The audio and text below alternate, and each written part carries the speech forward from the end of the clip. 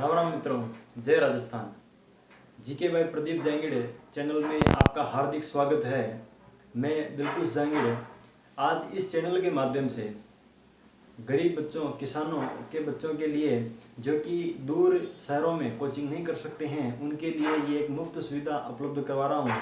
और मेरा पूरा प्रयास रहेगा, जो सब्जेक्ट मैं आपको पढ़ाऊँगा रीजनिंग, इसके माध्यम से आप कोई भी एग्ज़ाम, चाहे वो राजस्थान पुलिस हो, चाहे पटवार हो, जिस भी तरह का बीएसटीसी, पीटी, ईटी का एग्ज़ाम आप देना चाहते हैं, कोई भी एग्ज़ाम आप फाइट करना चाहते हैं, उसमें रीजनिंग का बहुत बड़ा रोल होता है। तो उसको आप बिल्कुल बारीकी से मेरे साथ टॉपिक वाइज सीखते चलिए, कहीं आपको दिक्कत नहीं आने दूंगा। और ये कोर्स लगभग आपके यूँ मान के चलिए कि 1.5 से 2 महीने का ये कोर्स रहेगा आपका। और निरंतर आपको प्रतिदिन इसका वीडियो भी मिलेगा और टेस्ट सीरीज भी मिलती रहेगी। तो आपको सपोर्ट करना है, शेयर करना है, सब्सक्राइब करना है, लाइक करना है और वीडियो को ध्यान से देखना है और पूरा देखना है, क्योंकि अधूरा ज्ञान खतरनाक होता है, पूरी बात समझ में नहीं आती है। तो आपको पहले अपना वीडियो जो है वो पूरा देखना है। चलिए शुरुआत करते हैं हम सादृश्यता का। सादृश्यता का यदि हम शब्द का मोटा मोटा अर्थ समझना चाहें तो सादृश्यता का मतलब होता है शब्दों का संबंध। संख्याओं का भी हो सकता है, अंग्रेजी वर्णमाला का भी हो सकता है। तो इन शब्दों का संबंध देखना है। जिस प्रकार शब्दों का संबंध होगा आपस में, वैसा ही आपका उत्तर होना चाहिए। कई बार बच्चे कन्फ्यूज भी हो जाते हैं कि इनका अर्थ कुछ अलग होता है और वो कुछ अलग होता है। तो देखिए आप एक बार, चलिए शुरुआत करते हैं। वैसे प्रश्न ले लेते हैं हम। सबसे पहले स्पर्श का करने का मतलब होता है स्पर्श महसूस किया जाता है, स्पर्श महसूस किया जाता है। वैसे ही अभिवादन क्या किया जाएगा? शिष्टाचार। अभिवादन का क्या हो जाएगा? शिष्टाचार। ये आपको ध्यान रखना है। मैं जैसे जैसे ऑप्शन टिक कर रहा हूं, आप इसको देखते जाइए कि मैं किस प्रकार अपना आंसर चुन रहा हूं, ठीक है। और आप इसमें देखिए, यदि आप इनका आंसर स्वयं देना चाहते हैं तो आप बीच में अपने वीडियो को रोक कर अपना उत्तर निकालिए, बोले एक पेज में लिख लीजिए जो भी मैं प्रश्न लिखवा रहा हूँ, और फिर काउंट कर लीजिए कि आपने कितने सही उत्तर दिए हैं। चलिए आगे बढ़ते हैं, बात करते हैं ऑक्सीजन। ऑक्सीजन गैस का हम क्या काम करते हैं? श्वास लेते हैं, ऑक्सीजन को श्वास के द्वारा अपने अंदर धकेलते हैं। वैसे ही अब आपके 4 ऑप्शन इसमें दिए हुए हैं, देखना आपको कि इससे जुड़ा हुआ कौन सा ऑप्शन आपका सही होगा। चलिए शुरुआत करते हैं। कलम शाही। कलम में शाही डाली जाती है, लेकिन इस प्रकार का संबंध नहीं है कि ऑक्सीजन को हम श्वास के द्वारा ग्रहण करते हैं। चलिए आगे हम बात करते हैं रोग जन्म। यह भी इस तरह का नहीं है। आगे बढ़ते हैं।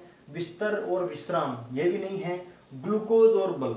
हमारे शरीर को जब ग्लूकोज चढ़ाया जाता है तो हमें बल प्राप्त होता है। देखिए इसे यहाँ, जैसे ऑक्सीजन से श्वास प्राप्त होती है, यानी श्वास लेते हैं, वैसे ग्लूकोज से हमें क्या प्राप्त होता है? बल। तो आपका द ऑप्शन इसमें से हो जाएगा। चलिए आगे बढ़ते हैं। उल्लसित और निराश। उल्लसित का मतलब उल्लास भरा हुआ व्यक्ति, जो मतलब कुछ कार्य के प्रति समर्पित रहता है, कुछ करना चाहता है, आशावान रहता है, उल्लसित। और निराश, जिसको कुछ नहीं करना, वो हतोत्साहित बैठा रहता है कि कुछ नहीं हो सकता, कुछ नहीं होगा। जैसे आप कोई भी तैयारी कर रहे हो तो आपको निराश नहीं होना है, उल्लसित रहना है, आशावान रहना है और अपने काम पर लगे रहना है लगातार। देखिए आगे बढ़ते हैं हम। प्रबुद्ध। प्रबुद्ध का मतलब हो गया बुद्धिमान। तो इस तरह ही आपको देखना है कि उल्लसित और निराश आपस में क्या है?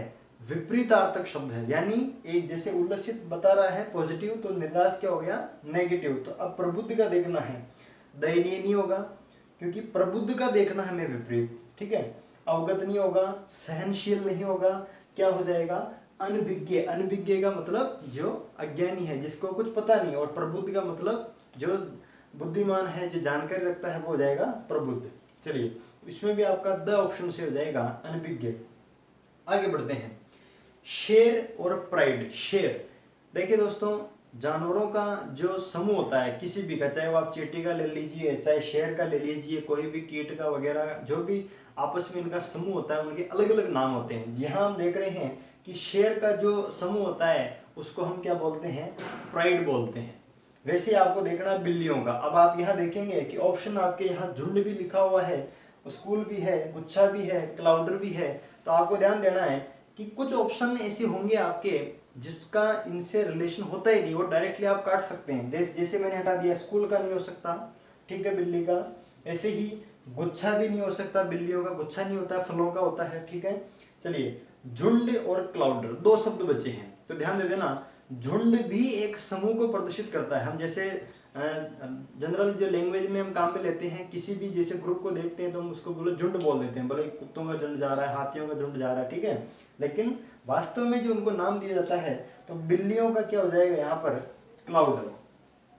ठीक है दोस्तों, तो यहाँ ये 4 प्रश्न में आप एक बार अपने ऑप्शंस भी चेक कर लीजिए। नेक्स्ट क्वेश्चन देखते हैं, वीडियो कैसेट। जैसे जो वीडियो है वो कैसेट पर रिकॉर्ड किया जाता है, वैसे हम बात करेंगे कंप्यूटर। कंप्यूटर से जुड़ा हुआ ऑप्शन कौन सा है, देखिए फाइल, फ्लॉपी, बिट, एडिट। आप देखोगे सर बिट, फ्लॉपी, फाइल जुड़े हुए हैं कंप्यूटर से, चुने कौन सा। तो मैंने आपको कहा था कि सादृश्यता में आपको वही संबंध देखना है जो पहले बताया हुआ है। जैसे वीडियो रिकॉर्ड किया जाता है कैसेट में, वैसे ही जो कंप्यूटर में है वो फ्लॉपी जो डिस्क होती है वहाँ मेमोरी को रिकॉर्ड किया जाता है, यानी मेमोरी को रखा जाता है। तो कंप्यूटर के लिए इसका ऑप्शन कौन सा हो जाएगा, फ्लॉपी। ठीक है, तो वह ऑप्शन आपका इसमें सही है। चलिए नेक्स्ट क्वेश्चन देखते हैं, पालम दिल्ली, ये जो हवाई अड्डा है ये दिल्ली में पड़ता है, जीके वाले में जानते होंगे। चलिए दमदम कहाँ है, दमदम देखिए चेन्नई, मुंबई, कोलकाता और बेंगलुरु। तो दमदम जो हवाई अड्डा है वो आपका हो जाएगा कोलकाता में। और ध्यान देना है चैप्टर सादृश्यता में आपका साइंस भी आ सकता है, जीके पूछा जा सकता है, हिंदी ग्रामर से भी प्रश्न आ सकते हैं, वर्णमाला के भी आ सकते हैं। तो आपको ये चैप्टर, हम गलती कहाँ करते हैं, कोई भी चैप्टर हम पढ़ते हैं हम समझ लेते हैं कि ये हमें आ गया है, अब इसमें कुछ ज़्यादा पढ़ने की ज़रूरत हमें नहीं है, जबकि आप जितना पढ़ते हो उतना कहीं ना कहीं आपको ज़रूर वहाँ बेनिफिट मिलता है। चलिए आगे बढ़ते हैं। नेक्स्ट क्वेश्चन है, टकना और घुटना। टकना और घुटना, इनका आपस में रिलेशन समझिए। जैसे अपना टकना होता है पैर का, उसके ऊपर जस्ट होता है घुटना। वैसे हम बात करेंगे कलाई की। कलाई से ऊपर यदि हम चलें तो कौन सा हिस्सा है जो अपने घुटने की तरह काम करता है। तो देखना आपको कलाई का क्या हो जाएगा, हाथ, कोहनी, पैर और अंगुलियां। हाथ नहीं हो सकता, पैर नहीं होगा क्योंकि कलाई से संबंधित नहीं है, अंगुलियां तो पैरों में भी होती है, हाथों में भी होती है, लेकिन हमारा रिलेशन कौन सा है, टकना और घुटना। वैसे ही कलाई के साथ किसका संबंध हो जाएगा, कोहनी का। चलिए नेक्स्ट क्वेश्चन देखते हैं। 8वां प्रश्न आपका, संपादक पत्रिका। जैसे संपादक का संबंध है पत्रिका से, वैसे ही आपको बाकी चीजों का संबंध देखना है। उपन्यास लेखक, कविता कवि, कुर्सी बढ़ई, निर्देशक फिल्म। जैसे पत्रिका के लिए संपादक होता है, उसको एडिटर जिसको हम बोलते हैं, वैसे ही फिल्म के लिए क्या हो जाएगा, डायरेक्टर। कहने का मतलब आपका द ऑप्शन से हो जाएगा निर्देशक। चलिए नेक्स्ट आगे बढ़ते हैं। हैजा जल, हैजा फैलता है जल से, ठीक है। आपको ऐसा ही ऑप्शन चुनना है, चूहा, प्लेग, जल, बाढ़, युद्ध, ऊर्जा। ये 2 ऑप्शन आपको सीधे सीधे नजर आ रहे हैं कि किसी प्रकार का इनका संबंध नहीं है। अब हम बात करते हैं इन 2 ऑप्शन की। आपको पता है प्लेग जो है वो बीमारी चूहों से फैलने वाली बीमारी है, लेकिन यहाँ रोग पहले दिया हुआ है, यहाँ कारक पहले दिया हुआ है। तो आपको समझना होगा कि आपको रोग पहले और कारक बाद में वाला ऑप्शन कौन सा हो जाएगा, द ऑप्शन। यानी मलेरिया जो है वो मच्छर के कारण फैलने वाला रोग है। नेक्स्ट आगे बढ़ते हैं। हाथ और नाखून, जैसे हमारे हाथों में नाखून होता है, वैसे हम बात करते हैं पंजा। पंजा किनका होता है, जानवरों का पंजा होता है। तो जानवरों का जो पंजा होता है उनके नाखूनों को हम क्या बोलते हैं, देखिए ऑप्शन, नख, अंगूठा, कलाई, खरोंच। तो यहाँ आप समझ सकते हैं डायरेक्टली, जैसे हाथ का नाखून होता है इंसानी शरीर में, से जानवरों में क्या हो जाएगा, पंजे का नख। धन्यवाद दोस्तों। आज ये जीके बाय प्रदीप जांगड़ में मेरा ये फर्स्ट वीडियो है रीजनिंग का, और 10 क्वेश्चंस मैंने आपके लिए इसमें चुने हैं सिलेक्टेड। अच्छा लगा हो वीडियो तो सब्सक्राइब करें, लाइक करें, शेयर करें, और कोई भी सुझाव यदि आप देना चाहते हैं तो सुझाव भी हमें दे सकते हैं वीडियो के माध्यम से कमेंट करके। धन्यवाद। जय श्री राम।